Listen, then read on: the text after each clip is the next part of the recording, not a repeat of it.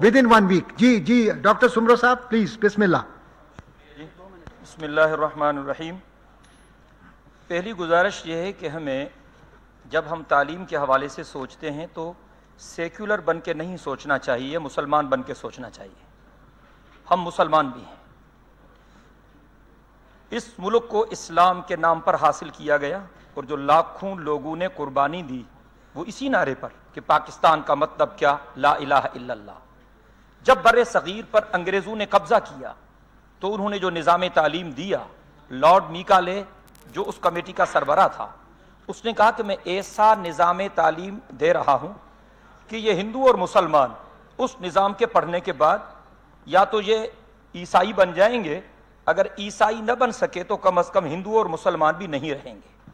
मैं गुजारिश करता हूं कि क़याम पाकिस्तान के बाद भी हमने निज़ाम तालीम को नहीं बदला, उसी निज़ाम तालीम को चलाया जिसके नुकसानात हमारे सामने हैं कि इस निज़ाम तालीम के पढ़ने वाले जब बड़ी बड़ी कुर्सियों पे आते हैं, जरा इस पर भी गौर करने की जरूरत है कि जिस तालीम के नतीजे में दहशतगर्द, चोर, टेररिस्ट, रुश्वतखोर, कौमी खजाना लूटने वाले पैदा हों, तो उस पर भी तो सोचें कि आखिर खामी क्या है।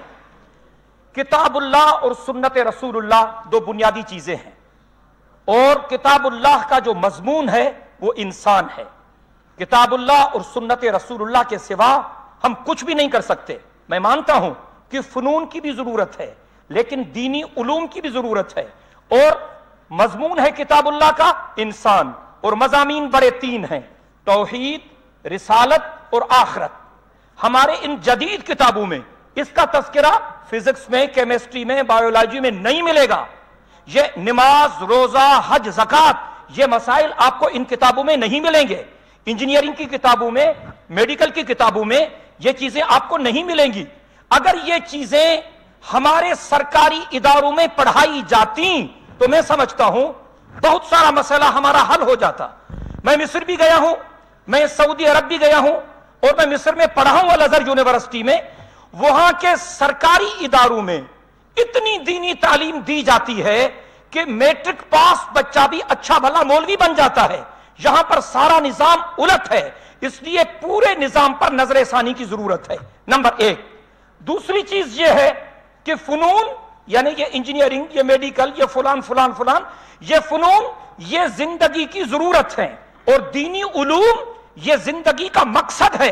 हमें पढ़ाया जाता है कि आपका एम ऑफ लाइफ क्या है। हम कहते हैं जी हम डॉक्टर बनेंगे, इंजीनियर बनेंगे, मैं जी फलान बनूंगा फलान। इस्लाम क्या कहता है कि हमारी जिंदगी का मकसद सिर्फ अल्लाह की रजा होनी चाहिए। जब तक खौफ खुदा पैदा नहीं होगा, तकवा पैदा नहीं होगी, परहेजगारी पैदा नहीं होगी, तब तक इस मुआशरे से ये नासूर खत्म नहीं हो सकते। मेरी एक बहन ने कहा कि बच्चियों की तालीम वाकई बहुत बड़ा मसला है, तालीम की अहमियत है। अगर कुछ लोग अपनी बच्चियों को मखलूत इदारों में छोड़ना नहीं चाहते, वो मुतालबा करते हैं कि हमारी बच्चियों के लिए आप पर्दे के एहतिमाम के साथ स्कूल खोलें, तो इसमें क्या हरज की बात है। मैं गुजारिश करता हूं कि इस वक्त इन तमाम चीजों पर सोचने की जरूरत है। तकरीबन तमाम अरकान का इत्तिफाक है कि सेहत और तालीम के शोबे पर बजट कम से कम दुगना होना चाहिए। मैं गुजारिश करना चाहता हूं यह तबकाती फर्क तब खत्म होगा जब स्कूल एक जैसे हो। जिस स्कूल में सदर ममलिकत का बेटा पढ़े, गरीब का बेटा उसी स्कूल में पढ़े। जिस अस्पताल में वजीर आजम का इलाज हो, मजदूर का इलाज उस अस्पताल में हो, तब तबकात से जान छूटेगी। मैं ये भी दरखास्त करता हूं, हमारी सिंध में हजारों स्कूल बंद पड़े हुए हैं, वह उस्ताद नहीं है। हजारों असामियां उस्तादों की खाली हैं। बहुत सारी मर्तबा उनके टेस्ट दिए गए लेकिन वो असामियां पुर नहीं की जा रही तालीम के शोबे में, क्योंकि पार्टियों का कोटे पर झगड़ा है। मेरिट पर लोगों को भर्ती करो, काबिलियत पर लोगों को भर्ती करो, हकदारों को अपना हक दो, पढ़े लिखे लोगों को सामने लाओ और तालीम के साथ तरबियत का भी इंतजाम करो। मसला हल हो सकता है, वरना नहीं। आपकी बड़ी मेहरबानी। बहुत बहुत शुक्रिया। बिल तो लेके मेरा ख्याल है सूरह यूसुफ शुरू होती है। हमने ये किताब अरबी में उतारी ताकि तुम इसको समझ सको।